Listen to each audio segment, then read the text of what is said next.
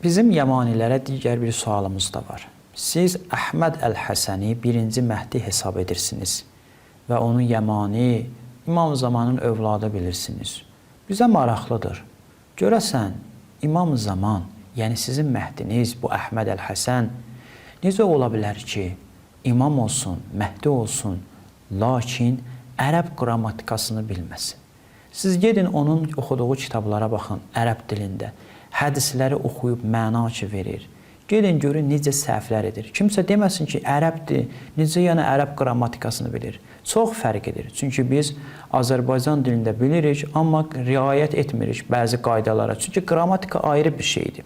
Bu şəxs açıq aydın şəkildə səslərindən də məlumdur ki, ərəb dili mətnlərini oxuyanda çox böyük və uşaq səhvlərinə yol verir.